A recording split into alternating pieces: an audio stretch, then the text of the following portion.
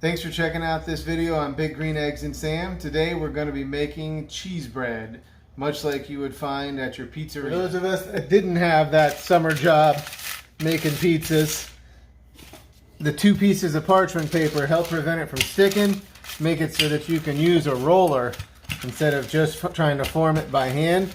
Sometimes this makes it easier to keep that somewhat circular shape that we all associate with pizza. It's okay if it doesn't come out a circle. Rectangles and triangles and trapezoids taste just as good, if not better. So we've rolled out our dough here, trying to keep as circular as possible. I like to roll it between 2 pieces of parchment paper. Makes it easier to build and doesn't stick. And then I can slide the parchment paper under my peel and make it easier to get onto the egg.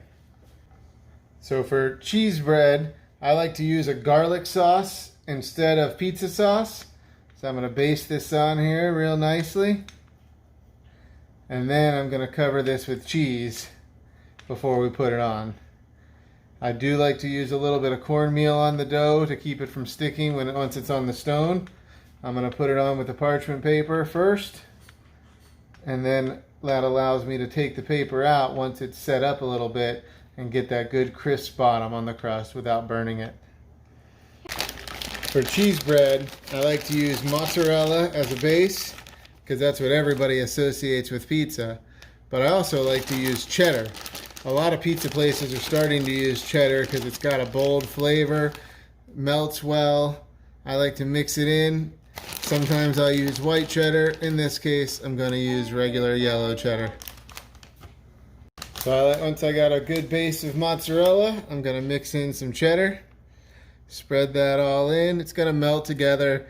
Might have a different color than you might be used to with your pizza, but it's going to have a great flavor. And you can get white cheddar if you like that traditional white color. Now we got the egg up over 500-600 degrees and the stone between 400 and 500. We're ready to put it on. Make sure you burp it. Slide on the cheese, close it, and let it go. In a couple minutes, we'll take the paper. Now we're ready to take out the paper. Burp it. We're going to just slide this under the dough. Slide the paper out.